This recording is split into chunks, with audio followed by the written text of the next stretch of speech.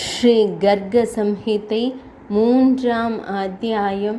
பகவான் ஸ்ரீ மகாவிஷ்ணுவும் மற்றவர்களும் பகவான் கிருஷ்ணரின் ஸ்ரீ விக்கிரகத்தில் பிரவேசித்தல், தெய்வங்களால் கடவுளை புகழ்தல், அவதாரம் எடுக்க கடவுளின் உறுதிப்பாடு, ஸ்ரீ ராதையின் அக்கறையும் அவளுக்கு இறைவனின் ஆறுதலும். ஸ்ரீ ஜனக மன்னர் கேட்டார், முனிவரே, உன்னத மகாத்மா, கிருஷ்ணச்சந்திரரை தரிசனம் செய்த பிறகு எல்லா தேவர்களும் என்ன செய்தார்கள் என்று கூறுங்கள். நாரத மாமுனிவர் கூறுகிறார், அரசரே, அந்த நேரத்தில் அனைவரின் முன்னிலையிலும் 8 கரங்களை கொண்ட வைகுந்தத்தின் அதிபதியான பகவான் ஸ்ரீஹரி எழுந்து பகவான் ஸ்ரீ கிருஷ்ணனின் வடிவத்தில் மூழ்கினார். அந்த நேரத்தில் 1,000,000 சூரியன்களைப் போல பிரகாசித்தார் பகவான் திரிஷனாஜி. ஒரு மகத்தான வலிமைமிக்க மனிதனின் வடிவத்தில் அவர் தோன்றினார். அவரும் பகவான் ஸ்ரீ கிருஷ்ணரின் பிரகாசத்தில் மூழ்கினார். பின்னர் 1000 கரங்களால் அலங்கரிக்கப்பட்ட வெள்ளை தீவின் அதிபதியான அந்த மகா மனிதர் வந்தார். அவருடைய வெள்ளை தேர் 1,000,000 வெள்ளை குதிரைகளால் பூட்டப்பட்டது. ஸ்ரீ லக்ஷ்மி தேவியும் அவருடன் இருந்தார். அவர்கள் பல வகையான ஆயுதங்களுடன் ஆயுதமும் ஏந்தியிருந்தனர். அனைத்து பக்கங்களிலிருந்தும் பக்தர்கள் அவரது சேவையில் இருந்தனர். அந்த இறைவனும் திடீரென்று அதே நேரத்தில் பகவான் ஸ்ரீகிருஷ்ணரின் ஸ்ரீ விக்கிரகத்திற்குள் நுழைந்தார். பின்னர் சரியான தாமரை விழிகளை கொண்ட பகவான் ஸ்ரீ ராமர் அங்கு தோன்றினார். அவர் கரங்களில் வில் மற்றும் அம்புகளை ஏந்தியிருந்தார்.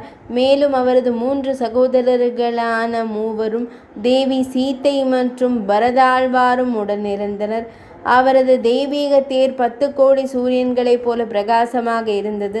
சாவர்கள் தொடர்ந்து அதன் மீது சுழன்று கொண்டிருந்தனர். அவர்களை பாதுகாக்க எண்ணற்ற குரங்கு தலைவர்கள் அவர்கள் பணியில் ஈடுபட்டிருந்தனர். அந்த தேரின் 1,00,000 சக்கரங்கள் மேகங்களின் கர்ஜனையைப் போல ஆழமான ஒலியை எழுப்பின. 1,00,000 கொடிகள் அதன் மீது பறந்தன. 1,00,000 குதிரைகள் அதற்கு கட்டப்பட்டிருந்தன.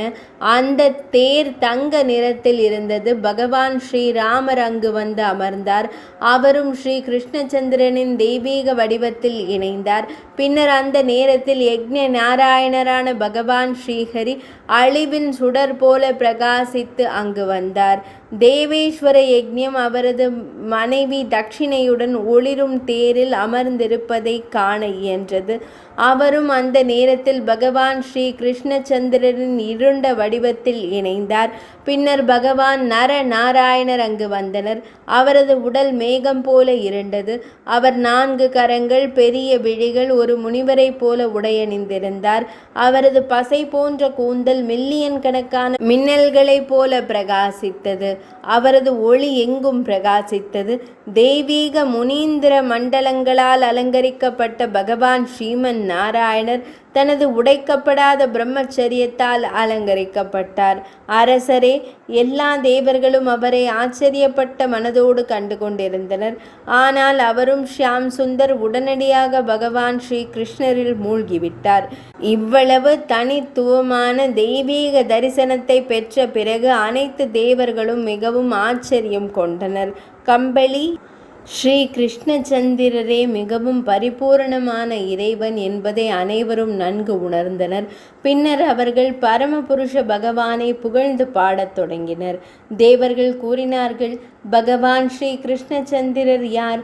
ஸ்ரீ ராதை உன்னதமானவர், உத்தமமானவர், மிகவும் உத்தமமானவர், எல்லா காரணங்களுக்காகவும் உத்தமமானவர், உன்னதமானவர், கோலோகத்தில் வசிப்பவர் ஆகியோருக்கு நாங்கள் எங்கள் மரியாதைக்குரிய வணக்கங்களை சமர்ப்பிக்கிறோம். யோகேஸ்வரர்கள் நீங்கள் பிரகாசத்தின் இறுதி உருவகம் என்று கூறுகிறார்கள். தூய இதயங்களை கொண்ட பக்தர்கள் தங்கள் தெய்வீக வடிவங்களை கொண்ட ஒரு அவதாரமானவர் என்று நம்புகிறார்கள். இருப்பினும் இன்று நாம் உணர்ந்திருக்கும் வடிவம் இரட்டையற்றது, மிகவும் ஒருங்கிணைந்த, ஒரே தனித்துவமானது. எனவே நீங்கள் மிகப்பெரிய கூறுகள் மற்றும் பெரிய ஆன்மாக்களின் எஜமானர். தம்முடைய உச்ச பிரம்மான தம்மிடம் எங்கள் வணக்கங்களை நாங்கள் சமர்ப்பிக்கிறோம். பல அறிஞர்களின் வெளிப்பாடுகள், அறிகுறிகள் மற்றும் வெடிப்புகள் மூலம் தம்மை புரிந்து கொள்ள முயன்றனர். ஆனால் அவர்களால் தம்மை அடையாளம் காண இயலவில்லை. ஏனென்றால் தாம் எந்த குறியிட்ட அர்த்தமும் இல்லாதவர். எனவே மாயையால் கரைபடாத நிர்குண பிரம்மமாகிய தம்மிடம் நாங்கள் அடைக்கலம் அடைகிறோம். சிலர் தம்மை பிரம்மம் என்று கருதுகிறார்கள். மற்றவர் தம்மை பாதம் என்ற வார்த்தையை பயன்படுத்துகிறார்கள். தாங்கள் அமைதியின் தூய வடிவம் என்று பலர் நம்புகிறார்கள். மேலும் சில அறிகுறிகள் தாங்கள் பூமியில் கர்மத்தின் வடிவத்தில் வாழ்கிறீர்கள் என்று கூட நம்புகிறார்கள். சில பழங்காலத்தவர்கள் தங்களை யோகம் என்ற பெயரால் ஏற்றுக்கொண்டனர். மற்றவர்கள் உங்களை செய்பவர் என்று ஏற்றுக்கொண்டனர். இதனால் ஒவ்வொருவரின் கூற்றுகளும் வேறுபடுகின்றன. எனவே யாராலும் தங்களை புரிந்து கொள்ள இயலாது. உண்மையிலேயே எனக்கு தெரியவில்லை, தாம் இதுதான், தாம் அப்படித்தான் என்று யாராலும் கூற இயலாது.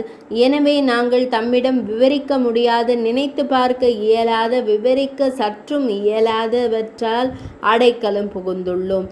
பகவானே, தமது பாதங்களுக்கு சேவை செய்வது பல ஆசீர்வாதங்களை அளிக்கிறது. இதை தவிர யாத்திரைகள், யாகங்கள் மற்றும் தவங்களை செய்பவர்கள் அல்லது அறிவின் மூலம் புகழ் பெற்றவர்கள் பல தடைகளை சந்திக்க வேண்டி இருக்கிறது. அவர்களால் வெற்றியை அடைய இயலாது. பகவானே, இப்போது நாங்கள் தம்மிடம் என்ன கோர முடியும்? தங்களிடமிருந்து எதுவும் மறைக்கப்படவில்லை. ஏனென்றால் நீங்கள் அனைத்து உயிரினங்களிலும் மற்றும் உயிரற்ற உயிரினங்களிலும் இருக்கிறீர்கள். தூய இதயங்களை கொண்டவர்கள் மற்றும் உடலின் அடிமைத்தனத்திலிருந்து விடுபட்டவர்கள், அந்த தெய்வங்கள், பகவான் ஸ்ரீ மகாவிஷ்ணு போன்றவர்கள் கூட உங்களை வணங்குகிறார்கள். உன்னதமான இறைவனை நாங்கள் வணங்குகிறோம். ஆதி தேவரே, கோபியர்களின் கண்கவர் அடையாளமாகவும் அவர்களின் வாழ்க்கையின் அடித்தளமாகவும் கோலோகத்தை ஒரு கொடியைப் போல அலங்கரிப்பவரே, சிக்கலில் இருக்கும் கடவுள்களான எங்களை காப்பாற்றுங்கள். பகவானே, தாங்கள் கிரிராஜபதி என்றும் அழைக்கப்படும் பிருந்தாவனத்தின் அதிபதி தாங்கள் ஆவீர்கள். எனவே தாங்கள் பிரஜத்தின் அதிபதி. கோபாலனாக அவதரித்து பல்வேறு வகையான தினசரி லீலைகளை செய்கிறீர்கள். தாங்கள் தேவி ராதையின் அன்புக்குரியவர் மற்றும் ஸ்ருத்திதர்களின் அதிபதி. தாங்கள் கோவர்த்தனத்தை தாங்கியவர். இப்போது தர்மத்தின் சுமையை தாங்கும் இந்த பூமியை காப்பாற்ற எங்களை ஆசீர்வதியுங்கள். நாரத மாமுனிவர் கூறுகிறார், இந்த முறையில் புகழ்வது குறித்து.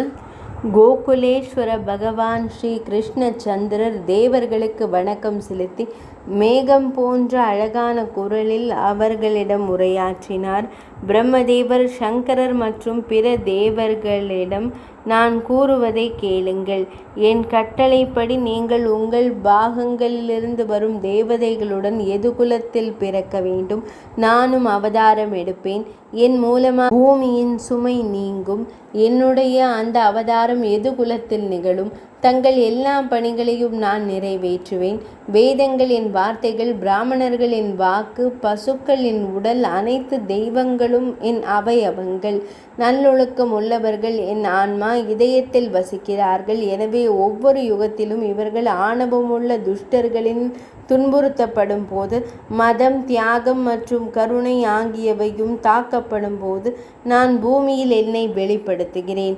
ஸ்ரீ நாரத மாமுனிவர் கூறுகிறார், பிரபஞ்சத்தின் இறைவன் எப்போது பகவான் ஸ்ரீ கிருஷ்ணச்சந்திரர் இவ்வாறு உரையாடி கொண்டிருந்த அதே நேரத்தில் இப்போது நான் பிராணநாதரிடமிருந்து பிரிந்து விடுவேன் என்று ஸ்ரீ ராதை மனம் கலங்கி புயலால் எரிந்த ஒரு கொடியைப் போல கீழே விழுந்தார்.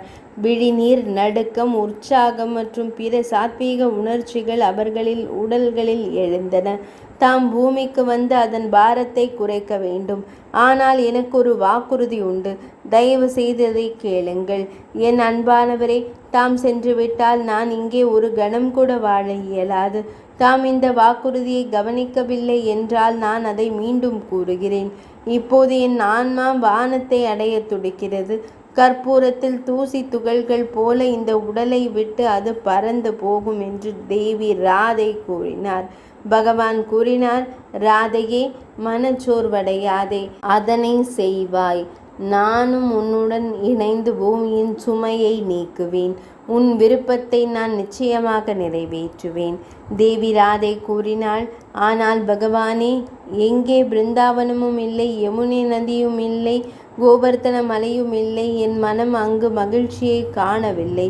நாரத மாமுனிவர் கூறுகிறார், தேவி ராதை இவ்வாறு கூறியதன் மூலம் பகவான் ஸ்ரீ கிருஷ்ணச்சந்திரன் தனது வாசஸ்தலத்திலிருந்து 84 கோச நிலம், கோவர்த்தன மலை மற்றும் யமுனை நதியை மேற்பரப்பிற்கு அனுப்பினார். அந்த நேரத்தில் பிரம்மதேவர் அனைத்து தேவர்களுடனும் இணைந்து மிகவும் பரிபூரணமான பகவான் ஸ்ரீ கிருஷ்ணருக்கு மீண்டும் மீண்டும் வணக்கங்களை செலுத்தி பின்வருமாறு உரையாற்றினார். பிரம்மதேவர் கேட்டார், இறைவா, எனக்கு எந்த இடம் இருக்கும்?